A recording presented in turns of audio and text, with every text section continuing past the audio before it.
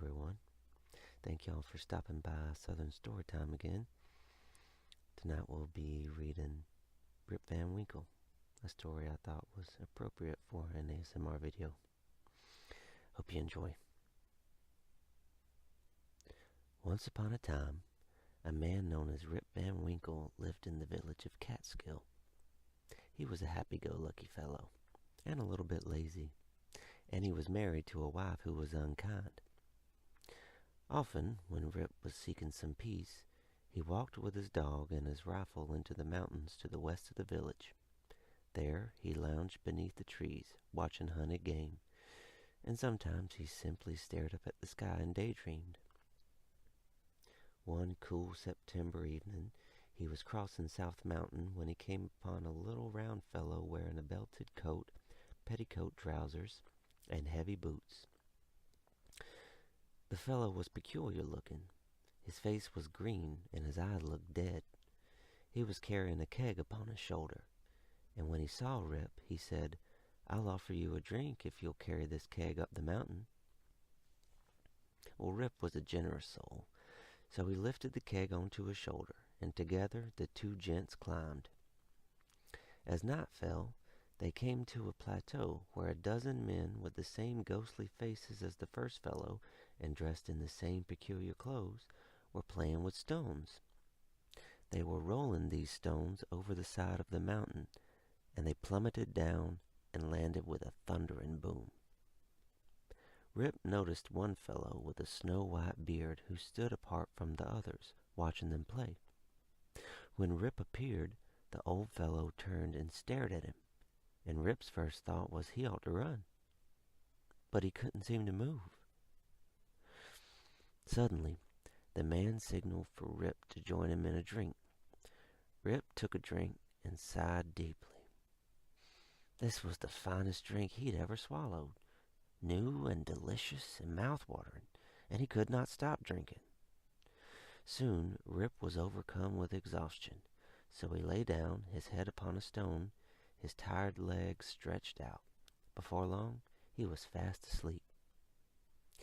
After a dream-filled night, he opened his eyes and saw sunlight dappling the sky, but no one was around. He stretched out his stiff legs and rubbed the sore spot where his head had rested on the stone. He reached for his rifle, only to discover it was rusting, so rotted that it fell to pieces when he touched it. When he looked down to gather the parts, he saw that his clothes were rags, and a beard flowed from his chin, so long and white he couldn't believe what he saw. Rip tried to remember the night. He stood and began to hobble down the mountain. His knees ached, so did his elbows and shins, and his head began to throb as he tripped along. By afternoon, he came to Catskill, his village, but to his astonishment, there were now houses where yesterday there had been fields, and there were now roads where there had been meadows. And where were his friends, the blacksmith and the barber, the tailor and the baker? And where were those children who always trailed after him, and the dogs that always barked a friendly welcome? He hobbled toward home, eager to see his wife who had told him to lounge in the mountains. Yet his wife wasn't at the gate, and the gate was no longer guarding the garden, but rather a field of weeds. His home had crumbled to the ground. The tavern. I must go to the tavern, Rip thought, and he moved as fast as he could toward that familiar, friendly place. There he saw in place of the old sign a new one, and an officer with a cocked hat that no longer said George III, but instead said General Washington. The folks inside were unfamiliar too, so Rip asked, "Where's Nick Vedder?" And the patron said, "He's been dead for 18 years. "Brom Dutcher?" Rip asked, scratching his head. "He joined the army and was killed at Stony Point."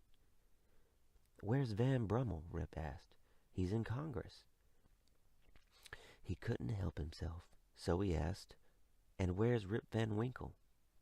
"Over there," a few of the fellows said, and they pointed to a man who looked just like himself, but young and good-natured and lazy.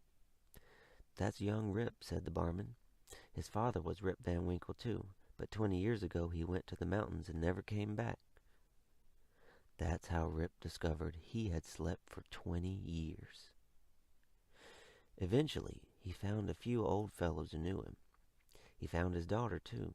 She was married to a pleasant fellow, and they invited old Rip to move in.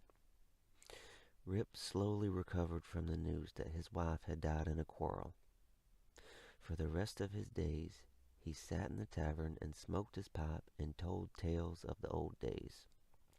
One of Rip's favorite tales was the one about drinking a cup with explorer Henry Hudson himself.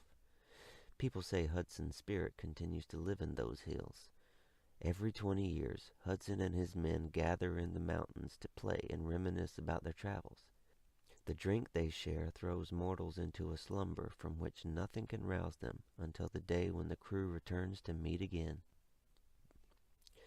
As you climb the eastern side of the mountains, by the old carriage road near Catskill, halfway up you'll pass the stone on which Rip Van Winkle rested his head. You may even see that the ground where Rip slept is slightly hollowed, and you'll know that the party of ghosts is due to appear. So beware drinking any brew a stranger offers you when you visit those mountains.